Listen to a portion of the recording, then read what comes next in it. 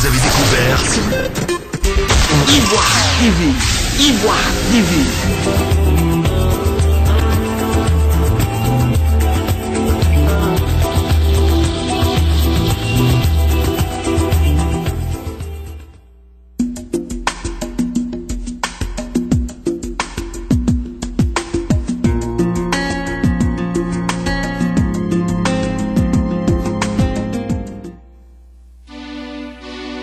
C'est ton ennemi d'hier qui devient ton ami aujourd'hui. C'est ça l'appel de réconciliation. DJ Pico Billy dans sur le featuring pour unir le pays. Chante Tarvik, il fâchait la sévère. Magic Ivor Mix DJ.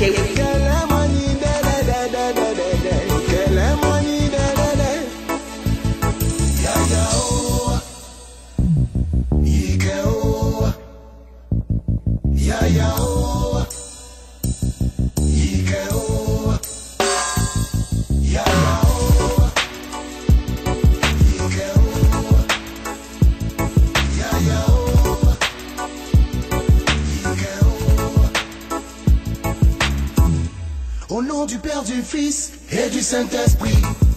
Allahu Akbar wa alaikum salam. Bonjour, bonsoir, ayo, Anis sans comment. Et sache que nous prions tous le même Dieu. Mais pourquoi s'entretuer? Mais pourquoi se diviser? Mais pourquoi se déchirer? Hey yo, la gaye, Juju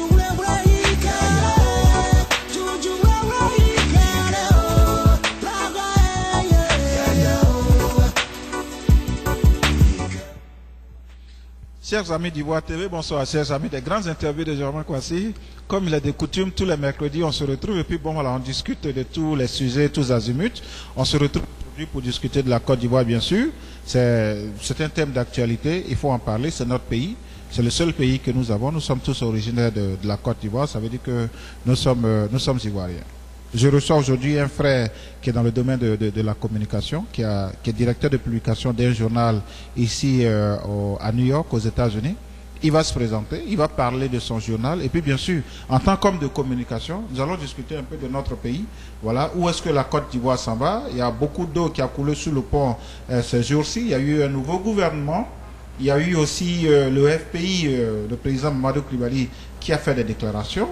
Il y a eu l'ancien ministre de l'Emploi, le Charles Blé Goudé, qui a fait aussi une déclaration. Nous allons parler un peu de tout ça.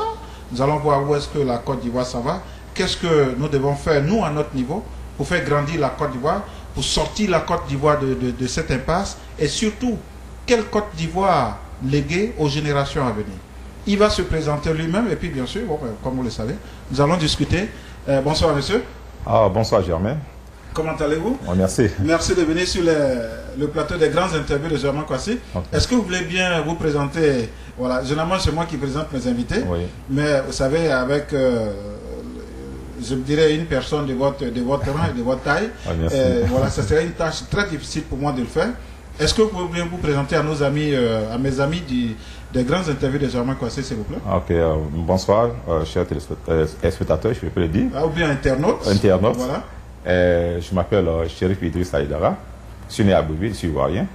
Je vis ici aux USA depuis 20 ans. Je suis fondateur et directeur de publication du journal Le Griot, New York Le Griot. Le journal a été fondé depuis 2005. Voilà, je suis marié, père de famille, père de 2 enfants, voilà, une fille et un garçon.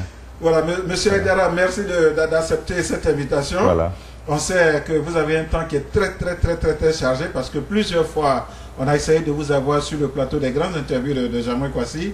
Mais à chaque fois qu'on cale quelque chose, vous devez toujours vous déplacer. Voilà, aujourd'hui, on a pu mettre la main sur vous. On va parler un peu du griot. D'où est venue cette idée de crier le griot? Ok, il faut le dire, effectivement, depuis 2002. L'idée était là avec des amis, on s'était réunis plusieurs fois. Essayer comment de pallier à ce manque de communication au niveau de la diaspora africaine d'abord. On avait essayé de mettre un website, ça n'a pas marché. Et après, on a eu l'idée peut-être de faire un journal. On a entrepris le projet jusqu'en 2004. On n'a pas pu aboutir. Il y a des collègues qui avaient tenté. Bon, malheureusement, ça n'a pas pu marcher. Et puis moi, j'ai repris le projet à ma manière. Et j'ai essayé de réorienter le projet. L'idée, c'était de pallier un peu à ce manque de communication. Parce que vous prenez les communautés anglophones. Les communautés anglophones, par exemple, vous avez 3 à 4 titres qui viennent des communautés nigériennes ou ghanéennes. Mais au niveau de la communauté francophone, africaine surtout, il n'y en avait pas. Et aussi, quand vous prenez les journaux américains, quand il s'agit de l'arrivée de nos autorités ici, personne n'en parle. Et moi, ça me choquait. Je dis non, nous aussi, nous devons marquer notre présence sur le territoire américain. La seule façon de marquer notre présence sur le territoire américain, c'est d'abord commencer par la presse et se faire connaître d'abord par la presse et communiquer entre nous dans un couloir d'union entre les Africains. Et voilà. Donc en fait, depuis 2002, comme vous le disiez tout à l'heure, le griot a été créé. Ouais. Quelle est la périodicité? À quel moment exactement? Est-ce que c'est bimensuel, c'est bisemestriel? Quelle est la périodicité d'édition du griot? Et vous faites combien de tirages à chaque fois que vous devez publier le griot? Ok, pour revenir, je dis l'idée a commencé en 2002. Mais c'est en 2005 que la machine a réellement commencé. Donc en janvier 2005, c'est là le premier numéro est sorti. On a tiré ce jour-là peut-être à 3000 exemplaires. C'était un mensuel avec 24 pages dans le temps. Aussi uniquement en français. C'était juste en français. C'était en 2005, en janvier 2005. Bon, c'était juste tester l'eau pour voir ce que ça va donner. Est-ce que les gens vont aimer ce journal? Parce qu'au départ, beaucoup de gens nous avaient découragés, disant que non, ça ne va pas marcher. Puis surtout un journal gratuit aux États-Unis, que c'est difficile. Surtout la communauté francophone n'est pas aussi, ne perçoit par rapport à la communauté anglophone. Donc, les entrées publicitaires allaient être difficiles. Donc, beaucoup de gens nous avaient découragés. On a dit, bon, on va essayer. Et j'ai essayé. Voilà. Et c'est quoi aujourd'hui? C'est bimensuel? Vous faites les tirages 2 fois par mois, 1 fois par mois. Et puis, comment traitez-vous les informations qui vous parviennent? Ok, d'abord, la conception du griot, c'était quoi? C'était de mettre les Africains ensemble. Je vois Jean, qui est Union africaine, tu vois, au sein du griot. J'ai recruté des gens du Mali, du Burkina Faso, de la Centrafrique, du Cameroun, un peu. Mais c'était sur la base du volontariat, parce qu'il n'y avait rien à gagner. C'était la base du volontariat. Moi, j'ai cette petite force de concevoir un projet, mais je ne suis pas un technicien, c'est comme celui qui écrit, qu'on appelle ça, un scénario, mais il y a un directeur de quoi que quoi pour mettre et puis il y a les acteurs. Donc moi, je conçus le projet, et il y avait les techniciens, il fallait faire appel pour pouvoir mettre ça en marche. Ça nous a pris peut-être 3 mois en ce moment-là, et puis ça marchait. Donc, on est parti du bimensuel, arrivé aujourd'hui, du mensuel, arrivé aujourd'hui à bimensuel. On est parti d'un journal francophone à un journal bilingue. C'est-à-dire la première partie est en français et la deuxième partie est en anglais. Et voilà comment on fonctionne. Bon, c'est un journal qui n'est pas un journal de Main Street, comme on le dit. C'est un journal communautaire. Nous couvrons les activités de nos communautés. Qu'est-ce que les Maliens font, les Burkinabés font, qu'est-ce que les Ivoiriens font? Parce que les journaux de la place ne vont pas parler de nos problèmes. Et aussi que ça sert d'élément d'éducation et de support pour nos communautés. Parce que c'est très important. Ici, les informations concernant le travail, des informations concernant peut-être l'immigration, qui est l'appropriation numéro 1 qu'on appelle de la communauté africaine, aussi des informations concernant la santé. Et donc, c'était un peu ça. Et nos activités culturelles, les gens, pendant l'été, ils font des sorties, ils veulent garder la culture, mais aussi que ça sert d'archivage de la communauté. Ça, c'est très important. Vous prenez les différents numéros du griot, il y a des gens qui vivent aujourd'hui, il y a des gens qui sont décédés, mais on peut savoir exactement qui a fait quoi, quand et où. Donc, c'est important. On sait que M. Laurent Gbagbo, en 2008, est arrivé, il a tenu une conférence à World of Astoria. On sait bien qu'en 2004, on a raconté à Alassane Ouattara. En 2008, même chose. Donc, le président malien, le président burkinabé. Donc, c'est un archivage de la communauté africaine. Donc il fallait d'abord... L'objectif, d'abord, c'était d'abord ça. Et que dans 100 ans, que nous gardons ces copies, que nos enfants regarde, ah, au moins, il y a des gens qui ont passé avant nous. Et voilà ce qu'ils faisaient. Et comment ils ont fait pour faire avancer notre communauté. Voilà. Oui, mais je pense que l'idée, le projet, il est très noble dans la mesure où vous êtes là pour éduquer. Je pense que, en fait, c'est ça surtout. Vous êtes là pour éduquer la masse africaine ici. Parce qu'il fallait quand même créer un certain réseau de communication, un network, comme vous l'avez fait. Voilà. Et aujourd'hui, par exemple, est-ce que vous avez des partenaires? On va tout à l'heure donner, si vous avez un website, à la fin de cette émission, on va donner le website, les contacts du griot, pour tous ceux qui voudraient bien vous contacter. Mais nous allons aussi parler de la Côte d'Ivoire. Vous, en tant qu'homme de communication, et j'ai la chance de vous avoir parce que vous venez aussi d'arriver de tout fraîchement de la Côte d'Ivoire. Vous avez vécu un certain nombre d'événements là-bas. On va revenir sur le griot tout à l'heure. Vous avez vécu un certain nombre d'événements. Vous, en tant qu'homme de communication, quelles sont aujourd'hui les perspectives, à votre sens, pour la Côte d'Ivoire? Bon, avant de parler de perspectives, il faut parler d'abord du passé, moi pour moi. Parce que mais vous êtes mon invité de ce soir, donc tout l'honneur vous revient. La presse a joué 70% dans le désastre ivoirien. En fait, c'était la question que j'allais vous poser. Voilà, quel est le rôle de la presse dans ce qui s'est passé en Côte d'Ivoire et surtout dans ce qui se passera, parce qu'aujourd'hui on parle de réconciliation, on parle de relance économique et on parle aujourd'hui aussi de reconstruction. Donc, allez-y. Ok. Parlant du passé, la presse ivoirienne a joué un peu le rôle de moteur, de destructeur de la cohésion sociale. Des deux côtés, hein. Chacun défendait son camp, mais souvent avec beaucoup, je peux dire, il n'y avait pas la manière. C'est-à-dire, la déontologie même avait perdu sa place. Les gens étaient devenus des militants. Et ça a conduit peut-être à ce qu'on a connu aujourd'hui. Parce que c'était deux camps opposés à travers les médias. Lui parle ce matin et l'autre répond le lendemain. Et il y avait la désinformation, l'intoxication, les médias écrits comme les médias audiovisuels. Chacun entré dans la danse. Les gens sont allés très loin. Très, très loin. Pour l'histoire, un matin, j'ai vu un titre. C'est un journal de la place. Ça m'a choqué. Et il était out. Il était en dehors de la réalité. Je l'ai appelé, j'ai dit, mon ami, nous faisons tout ce métier. Mais cet article-là peut amener aujourd'hui 100 morts en Côte d'Ivoire. Mais vous ne serez pas là pour intervenir. C'est les innocents qui vont les tuer. C'est grave de votre part que vous agissez comme ça. Je dis, ce régime partira un jour. Mais la Côte d'Ivoire restera. Faites attention. Ce que vous avez écrit, vous ne pouvez pas effacer. C'est déjà parti, c'est trop tard. Il y a eu des actes pas vraiment encourageants au niveau de la presse. Et je pense qu'avec la relance économique, on ne donne pas la liberté de la presse. Non. Ça s'arrache. Parce qu'aucun politicien ne va vous demander de vous faire des faveurs. Non. Vous devez prendre votre indépendance. Quand vous avez en face de vous un président, moi je prends le cas du griot. Nous fonctionnons avec nos propres moyens, grâce à la contribution des annonceurs.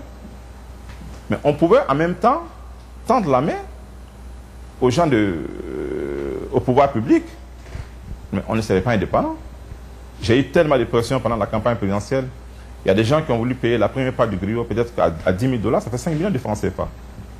Seulement pour faire passer leur annonce. Mais j'ai répliqué, non, je ne suis pas d'accord. On peut faire passer l'annonce, mais dans le respect des règles du jeu. Mais en faisant passer une annonce présentant le griot comme si, par exemple, que les Ivoiriens sont favorables à tel candidat, un titre comme ça, dans un journal, même si vous payez la page à 20 000 $, moi je suis non, non.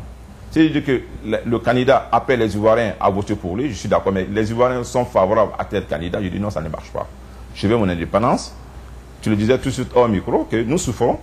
On ne veut pas prendre le shortcut pour avoir l'argent, c'est vrai, mais ce chemin de l'éducation que nous avons reçu aux États-Unis, nous devons garder. Et tu vois, c'est difficile. Et tu le dis, peut-être qu'on va faire du Jossi pour avoir 10 $ pour mettre de l'essence dans nos camions ou bien dans nos choses, mais c'est mieux, on gagne notre dignité, mais on ne tombe pas dans le gabiche, dans les ordures.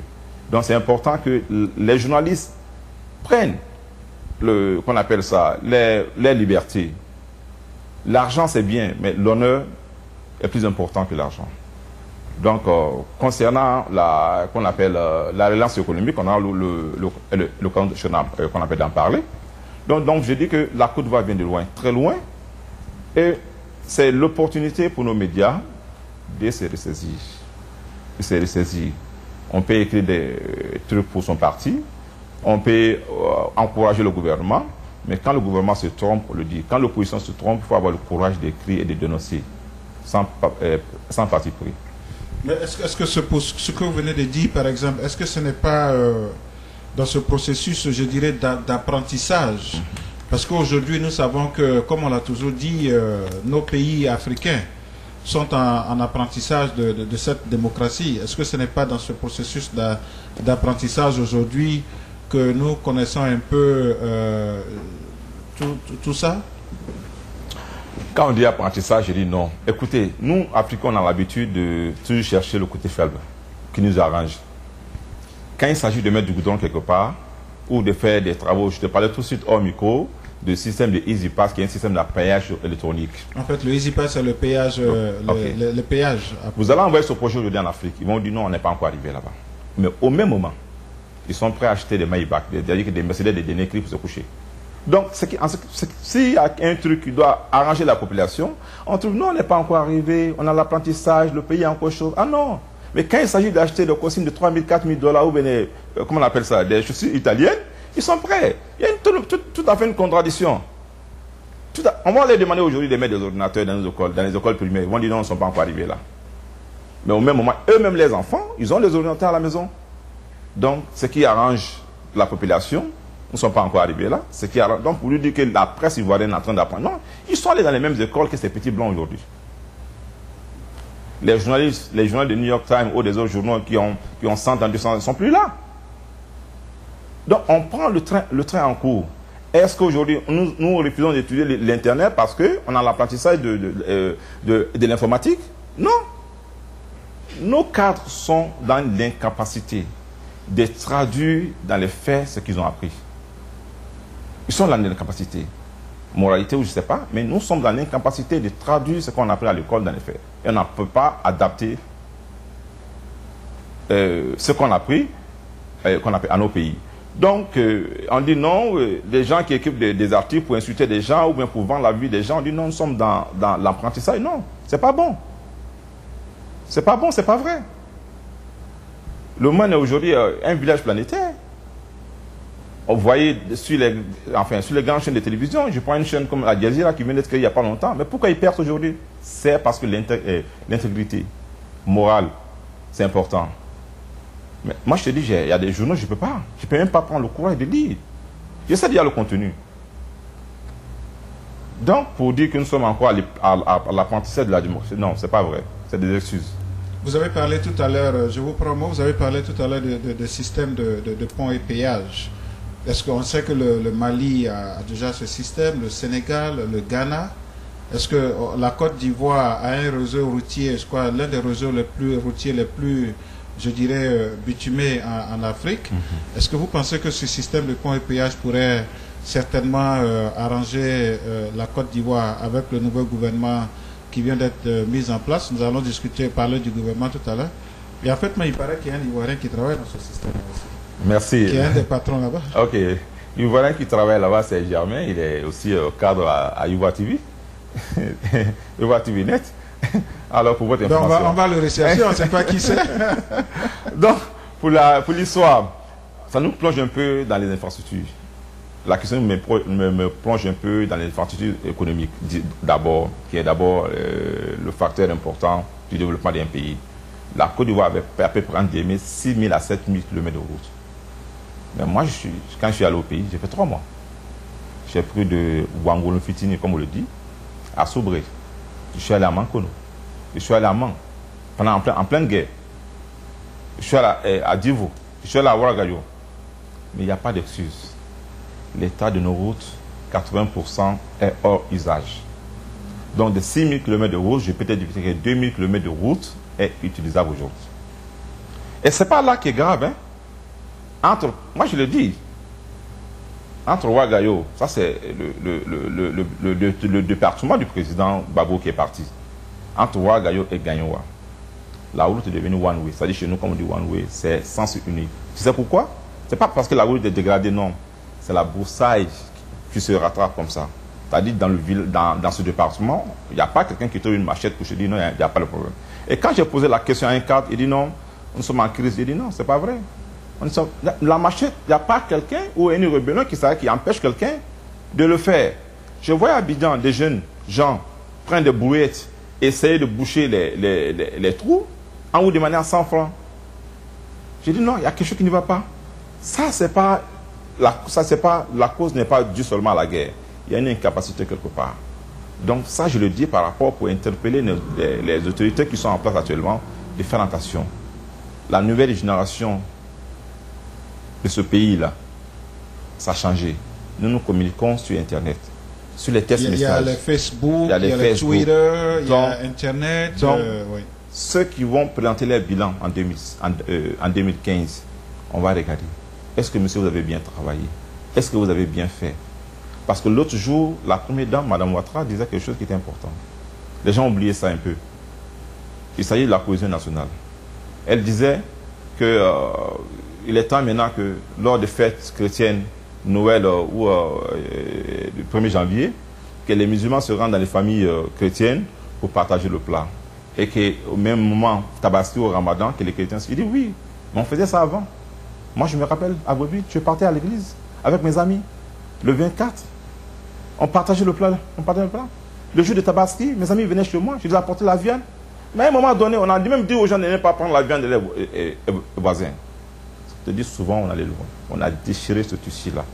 Il n'y a pas de famille ivoirienne où on ne trouve pas un nordiste, où on ne trouve pas un sudiste. Je suis l'homme le plus mieux placé. Mes parents sont du nord. Je suis né au sud, ma femme de l'ouest. Et mon enfant, vous allez faire quoi? Qui peut tuer mon enfant en Côte d'Ivoire? Le nord, le sud, l'ouest.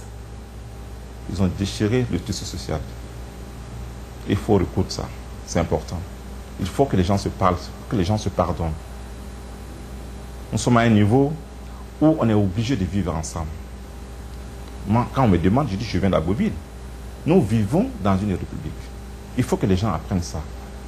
Parce que pour parler un peu du point du pays, il y a le problème de nationalité qui est venu de trop loin.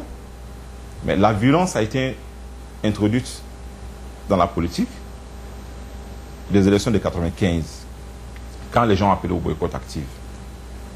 On peut dire vraiment que le président Bédier a envoyé l'ivoirité, mais ce n'est pas l'homme qui a introduit la violence. Moi, j'ai surtout les responsabilités. En 1995, quand il y a eu 7 morts, des ONG sont levés à aller voir le président Bédier pour dire, monsieur le président, le boycott actif a amené 7 morts. Il tremblait. Ça, c'est le témoignage direct avec quelqu'un qui allait avec le voir. C'était trop fort pour lui. 7 morts, il disait, est-ce que vous ne pouvez pas voir pour faire au moins une chose? Il dit, non, il y a 7 morts. Il dit 7 morts. Il n'était pas tranquille. Il regrettait. Mais aujourd'hui, on parle de 3 000, 10 000 morts. Il n'y a même pas de regret. Il y a des villages qui sont partis. On a instrumentalisé la jeunesse. On a déhumanisé des gens. Quand on te déhumanise, on te tue. J'ai vécu des scènes à Abidjan où on dit qu'on t'habille. C'est-à-dire, des molettes, on met sur toi, des gris-gris qu'on paye au marché. On vous demande l'argent. Si vous n'avez pas l'argent, on vous habille avec ces gris-gris-là. Et automatiquement, vous devenez un rebelle. Et vous êtes abattu. On allait loin. La jeunesse n'a plus de repères. Nous, quand on était petits, on voyait l'Auguste Miremont. Moi, quand tu prends mon BF certificat, mon extrait de naissance, vous allez voir la sage-femme qui a aidé ma mère, c'est Madame Méry. Madame Méry, c'était la maman de Victor Méry. Beaucoup d'hommes ne le savaient pas. Victor Méry, c'était le premier journaliste sportif à Fantité Matin. Il était métis. Il est mort, je crois, dans les années 72 à Tiasalé, avec Sissoko. En ce moment, ils organisaient des tournois de volleyball à Bobile. Et un jour, j'étais là, j'ai même assisté au volleyball à Bobile. Et il a pris une photo, et puis je suis sorti derrière. Et le journal, quand le Fantité Matin est venu dans la ville le lendemain, j'étais derrière la photo, et la photo a fait le tour de la ville. Ah! Petit, t'es dans le journal, hein. J'ai dit, ah, donc à faire des journalistes, là, c'est important comme ça, là. Moi, j'ai eu le goût, hein, depuis ce moment. Je leur rends hommage, que son âme se repose en paix. Donc, après lui, il y a eu Joé Hassine. Vous avez connu Joé Hassine. Donc, la ville d'Agboville, il y avait l'autre Bamba qui est sorti d'Agboville. Donc, il y avait la ville d'Agboville, c'était une plateforme à peu près des médias. Donc, moi, ça m'a donné le goût. On vivait en harmonie avec les autochtones qui étaient les abbés. Il n'y avait pas de différence. Quand je suis allé à Abidjan, j'ai vu un ami du quartier qui est abbé. Et quand il m'a vu, les gendarmes, il a agité tout ce qu'il avait à main. Il a sauté sur moi, parce qu'on est la même chose. Mais quand on envoie des différences, les enfants qui naissent, vous prenez un bébé noir et un bébé blanc, vous les mettez ensemble, ils ne vont pas connaître de discrimination. C'est les parents qui mettent ça dans les oreilles. Donc, pour revenir à la question, nos jeunes n'ont plus de repères. Pour nous, c'était les Guis Miromont, les Saliou Touré. Tout le monde devait venir comme aujourd'hui. Mais aujourd'hui, je m'excuse. Tout le monde veut chanter, tout le monde veut danser, tout le monde veut devenir politicien. C'est dommage. Parce que c'est le shortcut pour les enfants d'avoir l'argent. Ça ne veut pas dire que ceux qui chantent ne sont pas des gens. Ça veut dire que ceux qui font le foot ne sont pas des gens. Mais au niveau même des intellectuels, on n'en trouve plus, il n'y a plus de repères.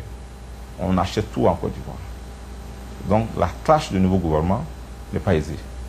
Donc ça veut dire qu'en fait, pour vous, par exemple, aujourd'hui, on parle de la réconciliation en Côte d'Ivoire.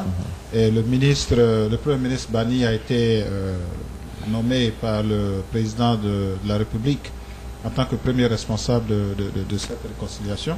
Dernièrement, il y a eu une délégation de plus de 100 chefs BT qui sont allés lui rendre visite, qui ont discuté avec lui en tant que le premier responsable. Des voix se sont élevées. Ah oui, ben voilà, il a été dit ceci, il a été dit cela.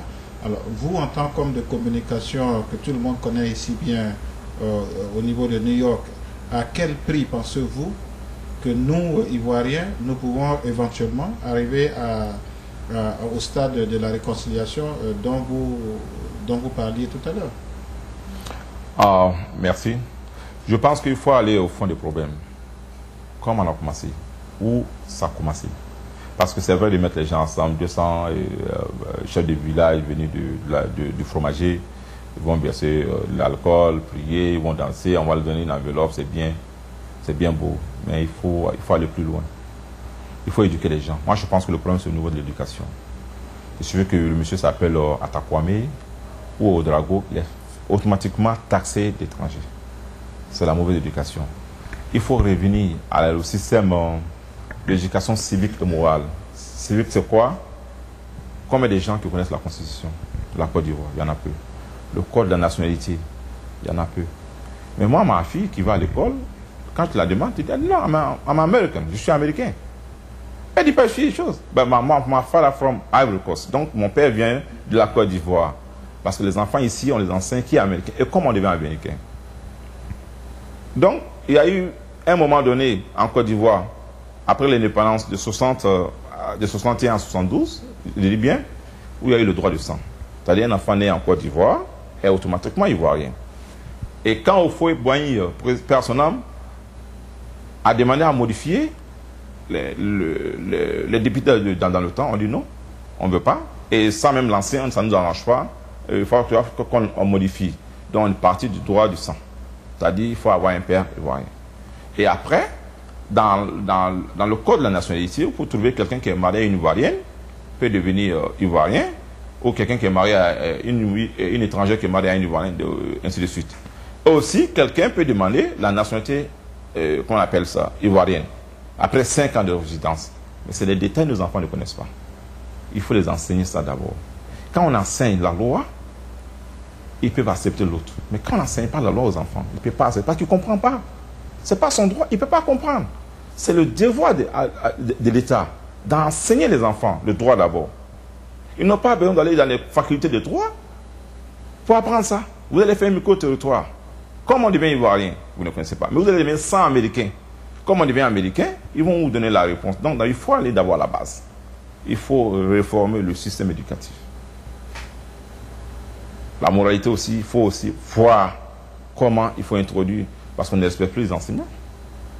L'enseignant aussi ne se fait plus respecter. Donc il faut voir, il faut éduquer. Parce que comme tu le disais, oh Miko, nous là, c'est pour manger maintenant, boire notre petit thé et puis c'est fini. Mais on doit travailler pour la génération à venir. L'Ivoirien qui va aller au CP1 aujourd'hui, dans 20 ans, dans 25 ans, cet Ivoirien doit pouvoir accepter les résultats des élections. Doit pouvoir accepter son frère. Donc, quand on parle de réconciliation, il est important de prendre ce côté-là en compte. La réforme de l'éducation. À partir du moment que les enfants sont éduqués, ils savent leurs droits, ils sont prêts à accepter l'autre. Mais s'ils ne savent pas leurs droits, on va beau les blâmer. Et il y aura encore des conflits en Côte d'Ivoire. Le président, dernièrement, a nommé 36 ministres dans son gouvernement, avec bien sûr en tête le Premier ministre Soro Guillaume. Il y a beaucoup qui ont dit oui, 36 ministres, c'est déjà trop. Mais je pense que à ce niveau, certainement, comme il a été dit, c'est parce que ils se sont dit, voilà, qu'il faut pouvoir émietter ces ministères de sorte à ne pas surcharger, tu vois, une personne à gérer 2 ou 3 ministères à la fois. Bon, est-ce que vous pensez que vous, en tant qu'homme de communication, est-ce que c'est votre entendement? Est-ce que peut-être qu'à la longue, ils vont pouvoir peut-être concilier ou réconcilier des ministères de sorte à pouvoir réduire le nombre? Que pensez-vous du gouvernement actuel? Bon, moi je ne suis pas contre. Il y a des éléments efficaces dans le gouvernement, c'est-à-dire qui est compétent. Mais c'est la monture du gouvernement actuel que je n'ai pas trop aimé. Comme tu as dit, ça présente un peu pléthorique. Je ne suis pas spécialiste des programmes du président. Mais, c'est mon point de vue, hein, on peut aimer comme on n'est pas aimé, ça présente un peu pléthorique. En communication, c'est important. Avant de faire quelque chose, vous devez d'abord présenter. Si vous ne présentez pas, ça crée des conflits. Je vais faire une brèche tout de suite là, par rapport au cas de séjour dans le temps. Nous vivons aux États-Unis. Tout le monde sait que nous ici, nous avons besoin de cas de séjour pour circuler. Quand la cas de séjour est venue dans le temps en Côte d'Ivoire, c'est parce que ce qu'ils font ici, ça met dans le domaine, public hearing.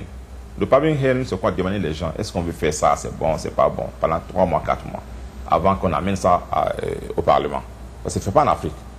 Donc, quand vous voulez prendre une loi pour la population ou contre la population, on doit attendre la population, même s'il y a des députés. Donc, le public hearing n'a pas été fait dans le temps. Donc, on est parti, on a amené une loi, les gens n'ont pas compris. Mais au même moment, la Côte d'Ivoire perdait des éléments. Des éléments, c'était quoi? Un enfant né de parents étrangers n'avait pas droit à l'université. Or, ici, c'est le contraire. Un enfant né de parents étrangers a le droit d'aller à l'université. Peut-être que demain, il peut aider le pays. Donc, peut-être celui qui avait la carte de séjour son fils pouvait aller à l'université et aussi se faire soigner. Puisque le programme a été mal, l'information n'a pas passé, donc ça a été mal pris. Donc souvent, donc pour te dire, 60% des gens, moi j'ai interrogé, ils trouvent que le gouvernement est pléthorique. Il y a trop de gens. Mais nous ne sommes pas aux techniciens d'expliquer le bon fondement aux gens. Pourquoi il y a un ministère de l'assainissement, il y a un ministère de la santé, et puis encore il y a un ministère de la salubrité. Peut-être qu'il y a trop d'ordures, donc il faut créer un ministère spécialement pour ça, pour ramasser les ordures. Ça, c'est leur concession. Mais moi, pour moi, homme ordinaire dans la rue, je dis que c'est trop, pour surtout un pays qui sort de la crise. Mais ils ont leurs raisons, et je respecte leurs décisions. Que pensez-vous aujourd'hui et quelles sont les voies et moyens pour vous de pouvoir sortir de cette impasse en Côte d'Ivoire, de sorte surtout parce que il faut voir maintenant, il faut sortir de là et il faut voir un peu, tu vois, l'avenir des générations à venir. Parce que tout ce que nous faisons aujourd'hui, comme je le disais tout à l'heure hors micro, c'est vrai que nous vivons aujourd'hui aux États-Unis. C'est pas pour certainement, je dirais, blâmer qui que ce soit, mais il y a beaucoup de nos frères qui ont des PhD, qui ont des bachelor, master et tout ça. Mais si vous leur demandez vraiment de vous parler, de vous conter l'histoire des États-Unis, il y a très peu qui savent l'histoire des États-Unis. Voilà. Et je pense que si la Côte d'Ivoire a traversé la situation que nous connaissons maintenant, que nous avons connue parce qu'elle est en train de partir, ça veut dire que à la longue, dans l'avenir, la Côte d'Ivoire est née pour être un grand pays. Ça, c'est la voie obligée des grands pays. Alors, à votre niveau, qu'est-ce qu'il faut faire aujourd'hui pour vraiment sortir de cette impasse assez rapidement, de sorte à pouvoir reconstruire la Côte d'Ivoire et léguer une Côte d'Ivoire meilleure pour les générations à venir? Merci de la question. Moi, je pense que nos États africains, d'abord, il y a le plus grand problème, c'est l'informel. L'administration fonctionne dans l'informel. Nous sommes au XXIe siècle. L'informatique nous permet aujourd'hui de faire beaucoup de choses. Vous avez vu le conflit à Doukwé, mais vous allez en profondeur du conflit, c'est un problème de terre. Les gens ont profité de cette crise-là pour régler les problèmes. Le communauté allogène et le communauté autochtone. Puisque la terre n'appartient à personne, on dit la terre appartient à l'État. L'État même ne sait même pas ses limites. Mais ici, aux yeux de ça, vous ne pouvez pas vous lever, prendre une machette, commencer à couper quelque part pour dire c'est pour vous. L'État va vous dire non, c'est là. Donc moi, je pense que d'abord, il faut mettre d'abord des structures de base. Comme je parlais dans le cadre de l'éducation actuellement. Faire quand d'abord le code de la nationalité, la constitution aux enfants, pour qu'ils connaissent moins les droits. Donc, en matière de la gestion de l'administration, et pour une base solide pour la nouvelle Côte d'Ivoire, il faut commencer d'abord à structurer d'abord le pays. Sortir de l'informel. Quand il dit sortir de l'informel, je vous prends un cas terre.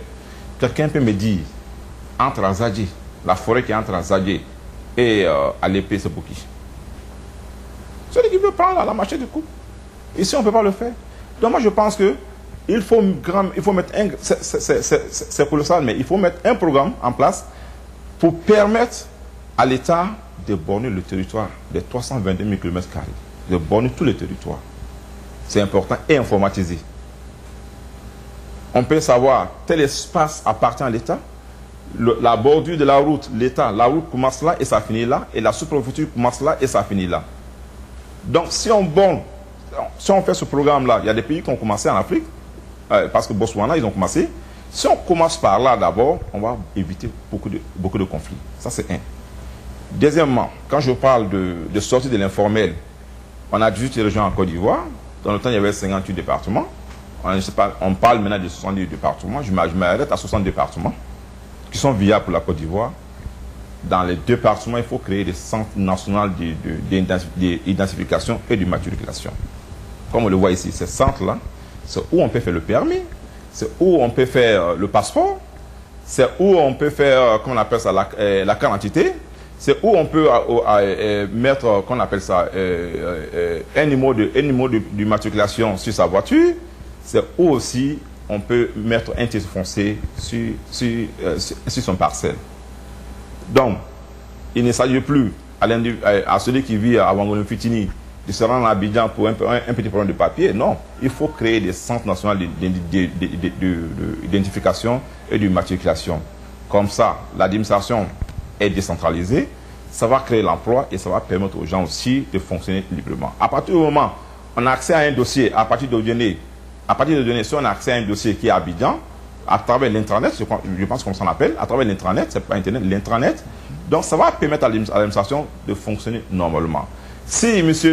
Kouadio dit que Bakary possède son espace, on peut vérifier à qui ça appartient. Vous allez ici au New York City Ebelin Department. Vous prenez 47 Federal Line. Ça, c'est une adresse. Vous tapez, ils vont vous dire le premier propriétaire, le deuxième, jusqu'à 200 ans d'adhérer. Quels sont ceux qui ont, enfin, comment on dit ça? Les premiers propriétaires jusqu'au dernier propriétaire. C'est-à-dire qu'il y a des records qui sont là. Mais nous, on ne va pas attendre 100 ans pour faire ça. On ne va pas attendre 100 ans. On a les jeunes qui sont là, comme tu as dit. Il y a des jeunes qui sont formés partout, aux États-Unis, en Angleterre et en France. On peut faire appel à cela. Moi, je pense qu'un État d'abord, il faut formaliser d'abord l'administration. Tant qu'on va tomber dans l'informel, les policiers vont toujours chercher. On va dire, on va mettre fin à la raquette, de quoi et quoi. On ne peut pas. Il faut leur donner les moyens. Ici, on n'écrit plus les contraventions au BIC. C'est scanné.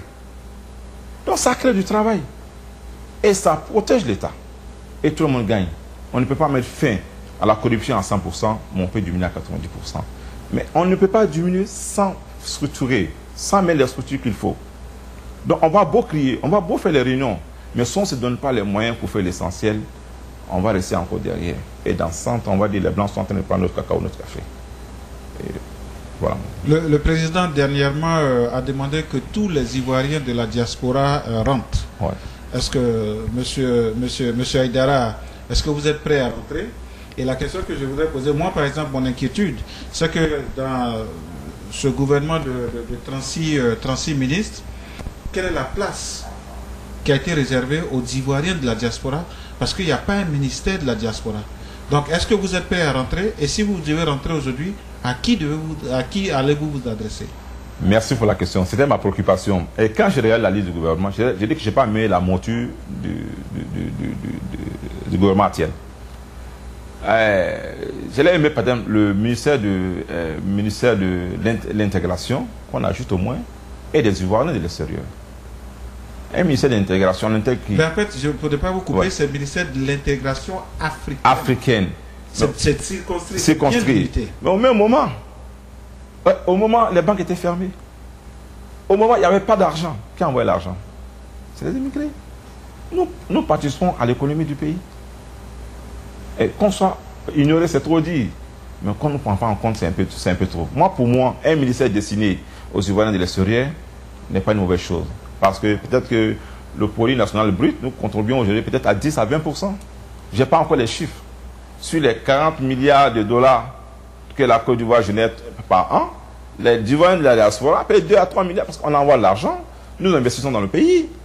Mais s'il y a un ministère pour les PME, s'il y a un ministère pour le SIDA, il peut y avoir un ministère pour la diaspora. Donc peut-être que c'est une suggestion au président. Le ministère de l'intégration qu'on ajoute au moins et des Ivoiriens de l'extérieur.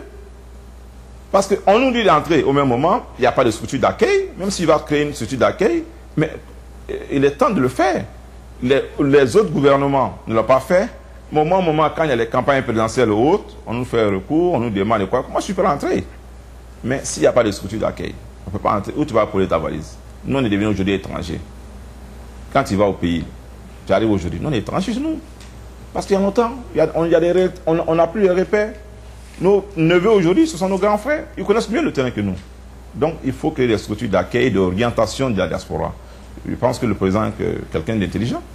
Et lui-même, il est fils de la diaspora. Il a fait les dossiers ici avec nous, comme il a dit, il est dans le temps. Donc, il va s'en occuper. Il a fait toute sa jeunesse ici. D'accord. Il a dit je crois qu'il est arrivé ici à l'âge de... Il a dit, mais il a été chauffeur de taxi à Atlanta. Donc, il connaît mieux le terrain que nous. Donc, c'est un appel au président. Il sait comment nous vivons ici. Oui. Il sait comment nous vivons ici. Donc, je pense que vivement que la voix de la diaspora soit entendue. Parce que je crois que plusieurs fois il a lancé le message à Paris. Et je crois qu'il a fait un tour aussi à Lomé. Voilà, où il a encore demandé aux Ivoiriens de Lomé de rentrer. Et qu'il y a du travail pour tout le monde. Est-ce que vous pensez qu'aujourd'hui, le travail dont parle le président, ce serait un travail immédiatement disponible, surtout pour nous qui vivons aux États-Unis? C'est vrai que l'expérience africaine a démontré que nous allons sur 2 points. Le premier point, c'est le diplôme. Et ça, en fait, c'est le système français. Et le deuxième point, c'est l'expérience. Ici, aux États-Unis, vous pouvez avoir le diplôme, vous avez le boulot, vous avez le poste qu'il vous faut, mais vous pouvez peut-être même avoir le niveau peut-être CM2 ou bien 3e. Et puis vous avez toute l'expérience du monde et vous pouvez être un président directeur général de société. Avec, je dirais, de l'expérience américaine du président, parce qu'on a des ministres comme Assi Patrick, voilà, qui ont fait toutes leurs études ici. Adama Tungara, qui ont fait toutes leurs études ici aux États-Unis. Est-ce que vous pensez qu'éventuellement, en Côte d'Ivoire, la Côte d'Ivoire qui est basée sur un système français, vous pensez que nous allons peut-être essayer d'épouser un peu ce concept américain? Bon, dire c'est concept américain, c'est trop dit, mais c'est un concept réaliste. Moi, je prends le cas ici, terre à terre. Nous, mécaniciens qui arrivent d'Afrique, ça c'est un fait ici. Nous, mécaniciens africains qui sont les mieux appréciés. Comme on le dit chez nous, les Mamadou, les Kwame qui sont dans les garages à Djamé, à Bobo, quand ils arrivent ici, pour travailler dans un garage, il faut un certificat, aller à l'école. Mais ici, les garages préfèrent embaucher ces mécaniciens africains qu'on pense qu'ils sont plus doués, parce qu'ils ne sont pas allés à l'école, mais ils ont appris sur le tas. Ils ont une expérience. Donc, les mécaniciens africains ici aux USA sont les mieux appréciés Et on pense qu'ils ont plus de connaissances que celui qui est à l'école. Donc, on parle là, il y a l'expérience qui joue le diplôme. Avoir un diplôme n'est pas mal. Mais je dis chez nous, il y a des diplômés. On a tellement de diplômés. Mais tout ce qui nous manque, on n'a pas l'intellectuel. Il y a une grande nuance. Avoir un diplôme et savoir faire le travail dans l'honnêteté, dans l'intégrité. Moi, c'est celui-là, moi, j'appelle l'intellectuel. Et l'intellectuel, c'est peut-être celui qui a simplement le niveau CM2. Voilà. donc tu vois, on a plus de diplômés. Si vous voyez, vous prenez le conflit qui vient de se passer, ce sont tous des grands diplômés, mais la conscience intellectuelle, il n'y en a pas. Parce que quelque part, ça on doit faire, ça on ne doit pas le faire. Donc, faire recours, il faut prendre en compte l'expérience, c'est une bonne chose. Parce que moi, je préfère quelqu'un qui a une expérience que celui qui a un diplôme. Ça, je le dis. Que les deux s'accompagnent, c'est bon. Mais quelqu'un qui a une expérience, parce que je peux prendre quelqu'un dans un garage ici, qui a travaillé pendant 15 ans, 20 ans dans un garage américain, je l'amène en Côte d'Ivoire. Et vous amenez quelqu'un qui a un diplôme de la plus grande université automobile, je ne sais pas, mais celui qui a fait 20 ans dans un garage maîtrise mieux les pièces. Moi, je pense que ça, c'est la chose. Ça m'amène même à dire, pour faire une brèche par rapport à comment on avance dans le débat concernant la présence des forces étrangères sur le territoire ivoirien. Souvent, nous, Africains, on a tendance à se focaliser sur, non pas sur l'essentiel, mais sur la distraction. J'ai écouté, comme tu le disais dans l'introduction, peut-être sur l'accessoire, au lieu de se focaliser sur peut-être le principal. J'ai écouté un peu le président Koulibaly, qui est de la même ville que moi, que je respecte beaucoup, concernant la présence de l'armée française en Côte d'Ivoire. C'est un débat. On parle de souveraineté, on parle d'enfantillage. Il dit non. Est-ce que nous lisons un peu le monde? Les Blancs qui sont chez nous, pour parler en ivoirien, les Blancs là qui sont chez nous, là, ils ne sont pas là pour nous faire plaisir. Ils sont là pour leur intérêt. Ils sont là pour protéger leur investissement. Ils ne sont pas là pour protéger un gouvernement. Ils ont pris comme les Ivoiriens pour amener en France en temps de crise. Il n'y en a pas. Je vous donne un exemple terre à terre. Le Japon. On dit le budget de l'éducation du Japon équivaut au budget, le budget de la recherche du Japon équivaut au budget de la France. Nous, on a un budget de 6 milliards de dollars de France, 6 milliards de dollars. Le budget de l'éducation du ministère de la France, l'éducation du ministère de la France est 116 milliards d'euros. Vous voyez le gap. Je dis le ministère de l'éducation, donc vous voyez le gap. Donc il y a 70 milliards d'abord qui restent, donc les 116 milliards, les 6 milliards de plus. C'est ça qui équivaut notre budget. Il ne faudra pas qu'on se blague. Vous allez au Japon, le Japon est un pays avancé. Il y a l'armée américaine qui est là-bas. Vous allez en Italie. L'Italie est un pays avancé qui est dans le G8. Il y a la présence de l'armée américaine. En Allemagne, l'Allemagne était l'un des pays les plus puissants. Il y a l'armée américaine. Vous allez en Corée, il y a l'armée américaine. Ça n'a pas entravé les développements. Pourquoi on veut tout nous distraire avec la présence de l'armée? Ça nous enlève quoi? Ils vont consommer, ils vont payer de l'eau, ils vont payer à checker à locaux. Si nous faisons bien notre politique, qu'on n'essaye pas de tricher, on est blanc pas, on investit dans le développement, cela peut faire quoi? Ils ne peuvent rien faire. Donc on distrait les gens, on distrait la population avec ça, on distrait les jeunes. Ah, les Français sont notre territoire, ils sont en train de prendre quoi. J'ai dit à un ami à la fois dernière, attention, il faut rendre hommage à la France. Ils cherchent leur intérêt, c'est vrai. Mais la France, ils ont fait beaucoup pour la Côte d'Ivoire. Je prends les plantations de cacao au café. Le cacao, le café, ce n'est pas des plantes qui sont sorties de la terre ivoirienne. C'est des plantes que le colon français a importées des pays latinos pour envoyer en Côte d'Ivoire. Parce que notre terre est fertile. Et c'était donc notre terre pouvait accepter le cacao et le café.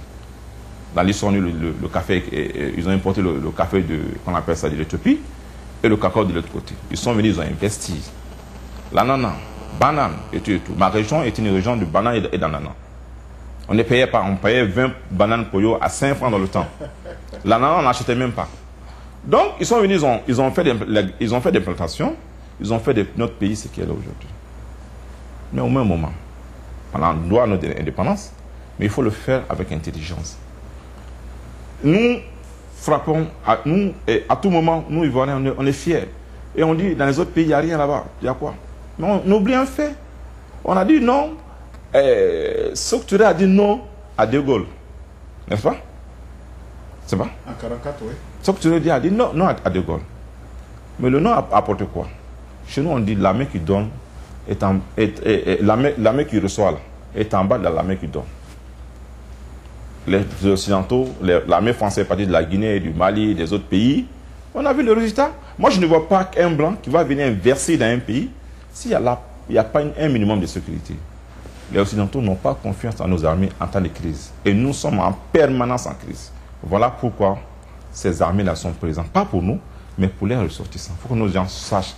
Et si nous faisons réellement le travail qu'il faut faire, comme font les Allemands, comme font les Italiens, ou les Japonais, où il y a ces armées là-bas, il n'y a pas de problème.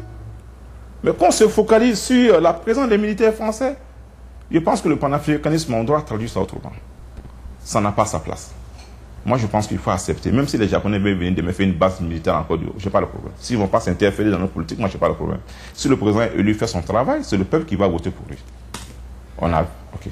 Dans ce cas-là, par exemple, notre émission tire un peu vers sa fin. Ouais. Ouais, je crois que ça devient de plus en plus... Des fois, quand on parle, on ne se rend pas compte du temps qui passe. Sure. Alors, comment voyez-vous aujourd'hui le champ politique en Côte d'Ivoire avec, je dirais certainement, le président Mamadou Coulibaly est sorti dernièrement, qui a fait beaucoup de déclarations. Le FPI a été affaibli, le FPI a été dépouillé de toutes ses forces.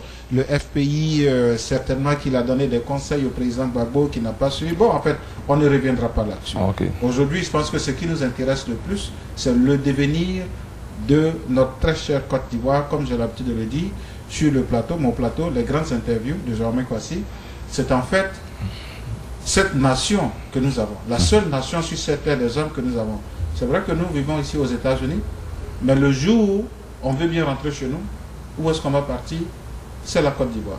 Alors, comment voyez-vous aujourd'hui le champ politique en Côte d'Ivoire cette année et surtout les années à venir? Quel est le rôle pratiquement de tous les partis politiques aujourd'hui en Côte d'Ivoire? Ok, je pense que d'abord, les partis politiques en Côte d'Ivoire doivent être responsables. On peut faire l'opposition sans s'opposer. S'opposer, c'est quoi? Tout ce qui est bien, on dit non. Tout ce qui est bien, on dit non. Non. Quand c'est bon, on dit c'est bon. Quand c'est mauvais, on dit c'est mauvais. Je pense que nous devons faire une politique civilisée. Des écarts de langage. La barbarie verbale, comme on le dit chez nous, doit être loin de ça. On peut bien faire. J'ai vu le chemin de Coulibaly n'est pas mal. C'est un exemple. Il fait des sorties, je ne suis pas d'accord. Il a des points de vue où je ne suis pas d'accord avec lui. Ça, c'est aussi la politique. Mais je pense que l'État doit protéger l'opposition. Sans opposition, il n'y a pas d'État. Donc l'État doit encourager l'opposition et l'opposition doit se protéger elle-même parce qu'elle doit faire en sorte de se respecter. Parce que moi, pour avoir mon bulletin de vote là, je vais bien regarder. Je vais bien regarder. Celui qui est là, est-ce qu'il a bien fait? Et toi-même qui est derrière là, est-ce que tu peux mieux faire que celui qui est là? Je dis que l'Ivoirien a changé. Ce n'est plus nos papas. Je me rappelle en 90, il y avait des élections. J'ai dit, papa, qui tu votes? Il dit, non, il vote au Foumoyen. Il m'a dit, non, mais pourquoi tu ne votes pas Gbagbo? Il dit, non. En 45, il y avait Sokou qui était un candidat du là. Mais ils ont voté pour Gbagbo et Houphouët parce qu'ils pensaient que Houphouët pouvait faire le programme. Ils n'ont pas dit que Houphouët, qu'on appelle Sokou Sanoro, et leurs parents. La majorité des Nordistes sont allés voter pour Houphouët-Boigny. Donc depuis là, déjà, nos parents étaient conscients de l'enjeu et du programme qu'on appelle d'un gouvernement. Donc aujourd'hui, les partis politiques, ils ont leur place. Mais dans un jeu franc, l'État aussi doit faire un jeu franc. Permettre aujourd'hui des débats. Voilà pourquoi je conseille un peu la chaîne TCI, la nouvelle TCI, qu'elle soit une chaîne purement politique. Que la RT revienne prendre sa place, une chaîne nationale, comme on dit, avec les joyeux Noël, tout ce qu'on fait matin, midi, soir, mais que la chaîne TCI soit comme la chaîne du Congrès ici, une chaîne de débat et de contradiction. Que les Ivoiriens s'expriment. C'est dans ça que le président Ouattara, qui a tant souffert, peut gouverner, peut aussi amener ce pays vers le développement. Quelles sont les tâches? Est-ce que vous avez, bien sûr que vous allez me dire, mais est-ce que vous avez vraiment véritablement foi en ce nouveau gouvernement.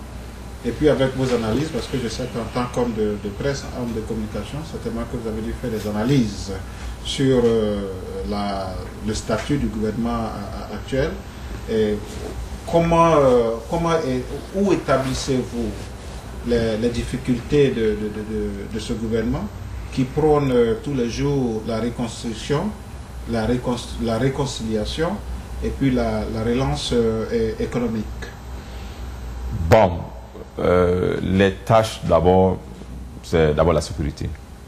On est l'argent n'aime pas le bruit. Voilà pourquoi je disais dans un moment qu'il faut donner les moyens. On parle aujourd'hui de 18 000 policiers en Côte d'Ivoire, dans le communiqué du Conseil des ministres. Il faut les donner les moyens de travail. Vous allez dans n'importe quel commissariat en Côte d'Ivoire, il n'y a pas plus de 2 véhicules. Les truck walk, il n'y en a plus. Il y a d'autres moyens de communication que le monde nous donne. On peut utiliser ça. Pour rendre une police efficace, il faut les donner les moyens. La gendarmerie, même chose. Donc, d'abord, parler d'abord de la sécurité. Ça, c'est le fondement d'abord de tout développement. Et deuxièmement, la KBJ. Et tu vois, le détournement de fonds, c'est très important. Et tu vois, le népotisme, les nominations de complaisance, il faut que nous sortons de ça. Mettre à la place celui qu'il faut. S'il ne mérite pas, même si c'est sa mère qui s'appelle tant, on ne peut pas. Ça, c'est important. Donc, je le dis que d'abord, comme je le disais, pour revenir en arrière, il faut sortir l'état de l'informel. Si on sort l'état de l'informel et qu'on met à la place les gens qu'il faut et qu'il y a la sécurité, ça va se faire seul. La Côte d'Ivoire a beaucoup de potentialités. Nous devons être le leader de l'Afrique. Nous devons entrer, on parle du jeu 8, mais le jeu 20 maintenant. On doit pouvoir entrer dans ce jeu 20. Un jour être dans le jeu 8. Mais ça dépend comment on travaille. Il faut mettre l'accent sur la formation des gens. Si les gens sont mal informés, des écoles, des classes pléthoriques, ça ne marchera pas. Moi, je vois devant, je ne vois pas les bilans de 5 ans, je vois au-delà de là. Mais pour qu'on puisse démarrer la Côte d'Ivoire en 2016, il faut mettre d'abord les bases. Sinon, les gens vont avoir l'argent pour aller payer la locaux. On va dire, le gouvernement a fait quelques goudrons ici, quelques routes ici, et quoi. Mais est-ce que c'est là la question? Non. On a tellement de travail à faire. Donc moi, je parle toujours de la base. Il faut revoir les bases. Et si on soigne les bases, si on va sur une nouvelle base, une nouvelle orientation de développement, voilà pourquoi j'ai aimé le ministère du Développement et de la Planification. C'est important. Les gens ne savent pas, mais il faut que, les statistiques, on doit savoir, il y a combien d'Ivoiriens qui sont au chômage, il y a combien d'Ivoiriens qui arrivent à se nourrir par jour, il y a combien d'Ivoiriens qui vont à l'école, il y a combien d'Ivoiriens qui n'ont pas de logement. On n'a pas ça, ces statistiques-là. Comment on peut développer un pays si on n'a pas tout ça? Je dis, voilà pourquoi je parle seulement de sortir l'état de l'informel. Le président doit pouvoir partir de son ordinateur pour savoir il y a combien d'enfants qui vont à l'école en Côte d'Ivoire. Qu'un ministre ne vient pas présenter un bilan qui n'est pas réel. Donc, je pense qu'il y a des atouts. Mais comment l'État doit, comment on appelle ça? Comment l'État doit prendre avantage de ces atouts-là? C'est le plus important. Il y a des gens de qualité. Je vois le travail du président de la République. Il y a des gens de qualité. Et je pense qu'ils sont capables de sortir le pays en 5 ans, peut-être de sous-bassement. Ouais. Monsieur Aïdara, ouais. Est-ce que ce serait certainement l'une des dernières questions de ce soir? Vous avez dit tout à l'heure que vous êtes prêt à rentrer. Ça veut dire aider pour la reconstruction de notre Côte d'Ivoire par rapport à cette expérience que vous avez acquise ici aux États-Unis. Quel est le temps que vous a donné pour rentrer? Effectivement, pour entrer dans un pays, il faut se planifier. Bon, j'ai dit que j'avais l'intention de faire des va-et-vient au pays, le temps d'explorer le terrain et voir. Moi, je suis un entrepreneur, je suis un concepteur de projet. Et quand on conçoit un projet, il faut des techniciens pour les mettre en place. Et quand le président de la République dit aux gens d'entrer, ce n'est pas parce que les gens doivent aller forcément travailler dans l'administration. C'est-à-dire qu'il faut venir avec un projet. J'ai dit qu'on doit créer les structures d'accueil. C'est quoi? Quand vous venez avec un projet, est-ce que le projet est viable? Si vous ramenez si vous faites l'étude du projet, est-ce que le projet est viable? À partir de ce moment-là, l'État doit vous donner les moyens de pouvoir vous financer.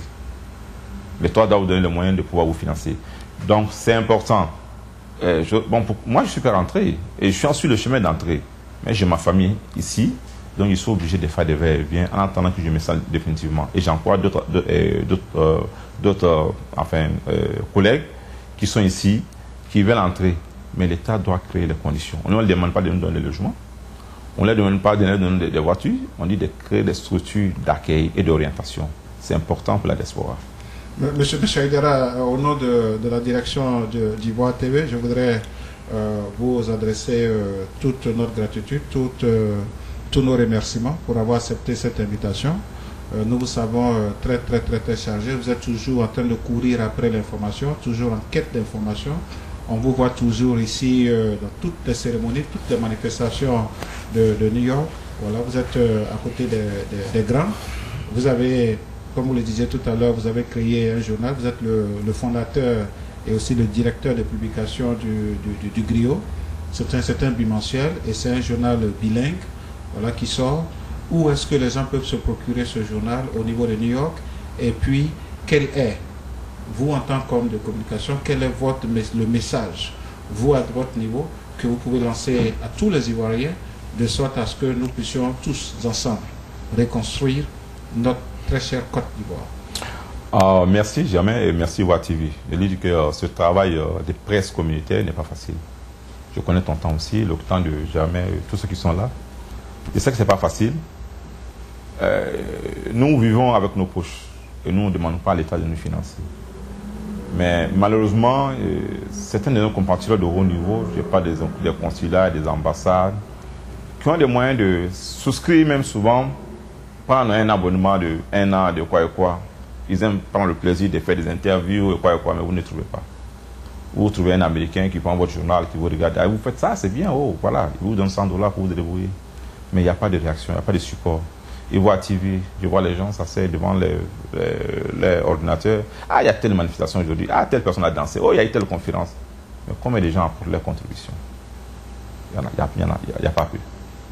Même quand vous allez couvrir, moi, si je dois me déplacer pour aller couvrir un truc, je vois un photographe et tout, il faut compter dans les $300. Mais je paie de ma poche.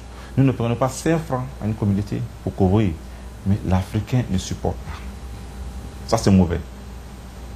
On ne vous demande pas de nous donner l'argent. Mais les gens, quelqu'un peut prendre un abonnement de $100, de $50, rien que pour supporter. Ivoire TV, c'est la même chose. Et les autres médias aussi. Parce que ceux-là qui marquent votre présence sur le territoire américain.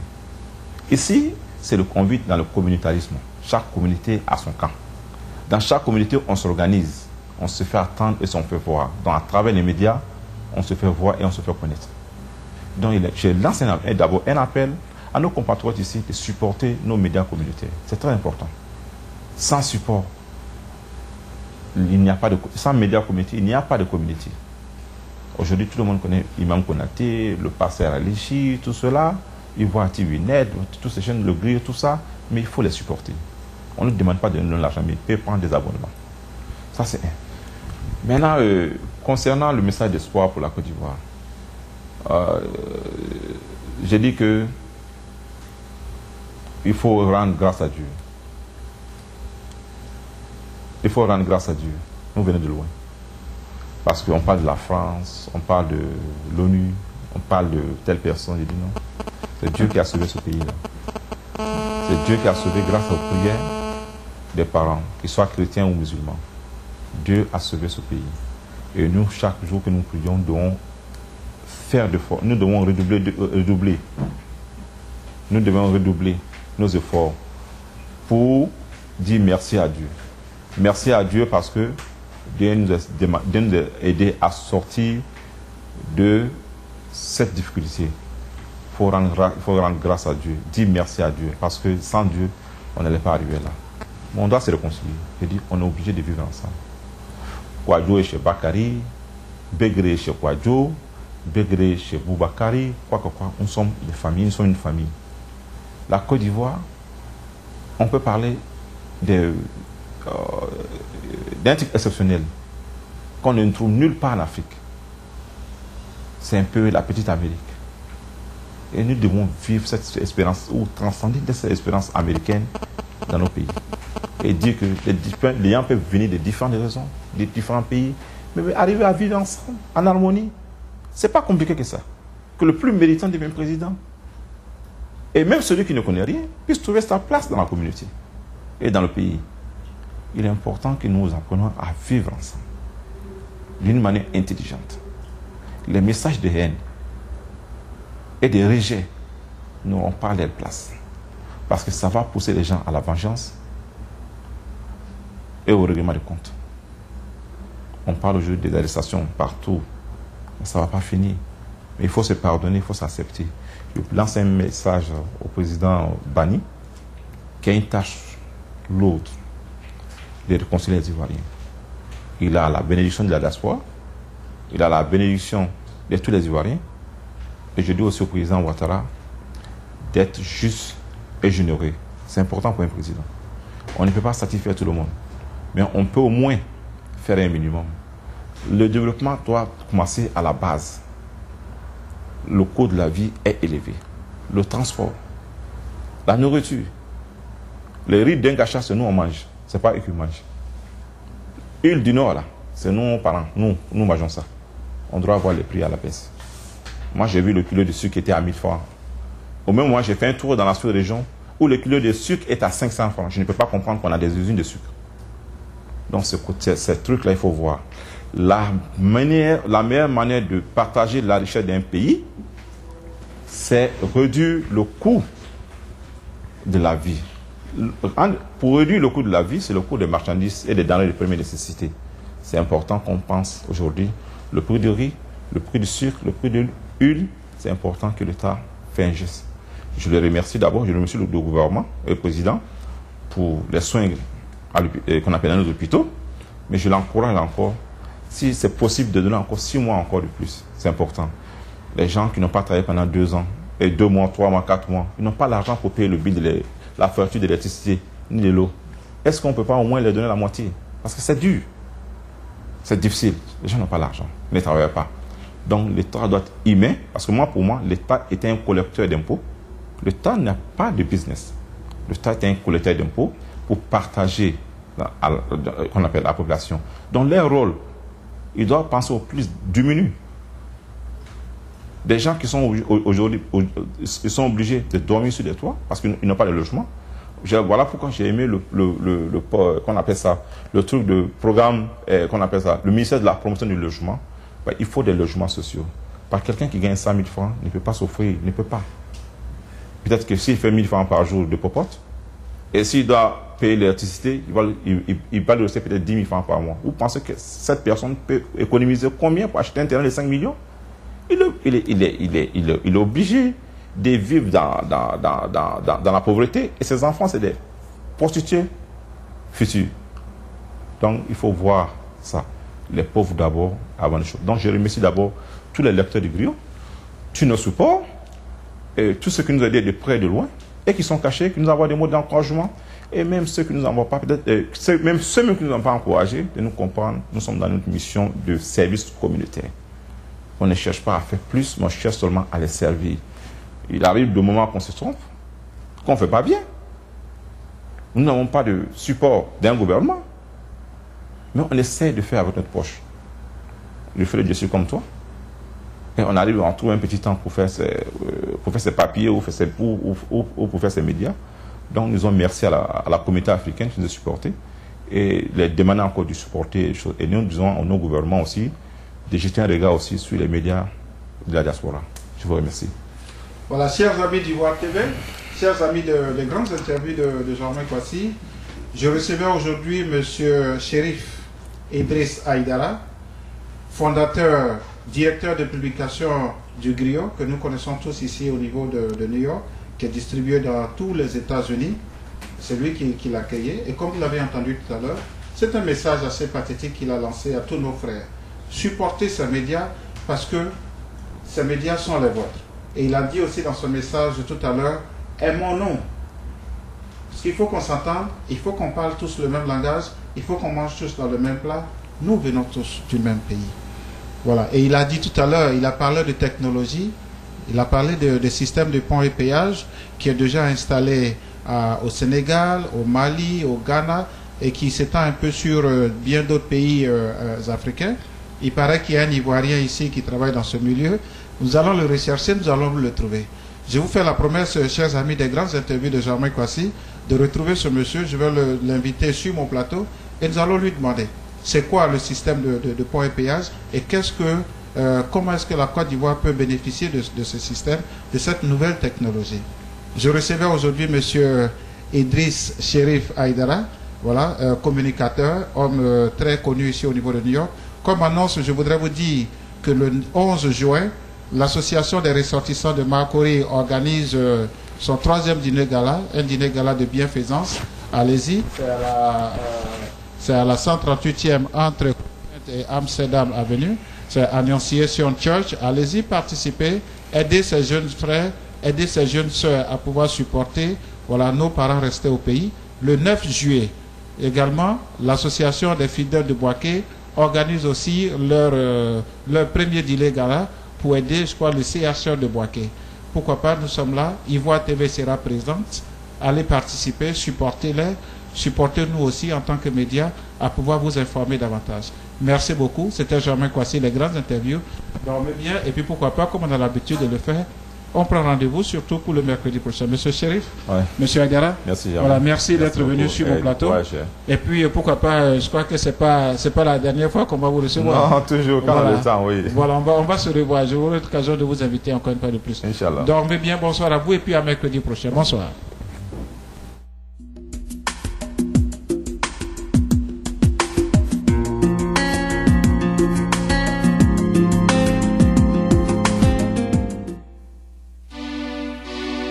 C'est ton ennemi d'hier qui devient ton ami aujourd'hui. C'est ça l'appel réconciliation. DJ Brico Billy Billy, voici le featuring pour unir le pays, man. Chante Perfect, il fâche la zèbre, Magic Doll. Ibermix DJ.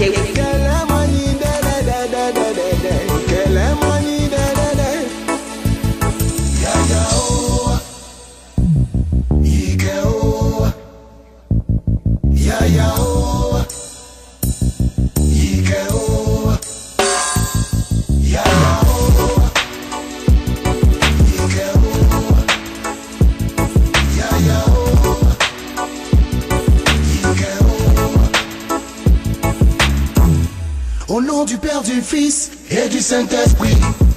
Allahu Akbar wa alaykoum salam. Bonjour, bonsoir, ayo, Anis en commun. Et sachant que nous prions tous à le même Dieu. Mais pourquoi s'entretuer? Mais pourquoi se diviser? Mais pourquoi se déchirer? Hey yo, la goye, Juju Wewe, Juju Wewe, la goye.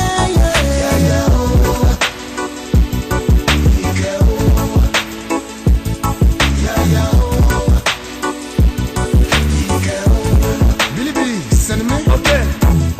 Quand tu regardes film des gars à la télé, tu es un chien. Mais quand Bab Perdu traverse ton immeuble pour venir casser ta télé, c'est là que tu vois que pistolet, la guerre, c'est pas un jouet. Il y a un temps pour faire la guerre, mais il y a un temps pour faire la paix. Sinon pourquoi quand tu dis bonjour à un Rwandais, il dit peace and love? C'est parce que la guerre, il connaît les malheurs que ça fait. Dans cette guerre, chacun a perdu quelqu'un. Faut voir les Ivoiriens quitter la Côte d'Ivoire pour le Ghana. Non, joli seul, pour les voir c'est jour au Bénin. Il n'est plus question de savoir qui est coupable, mais cherchons à savoir qui est capable de surmonter sa haine, sa rancœur et puis aller à la réconciliation. Si tu es un paille orange, faut envoyer. Si tu es un paille blanc, faut envoyer. Après, tu es un paille vert là-bas, faut envoyer. On va recoller notre drapeau.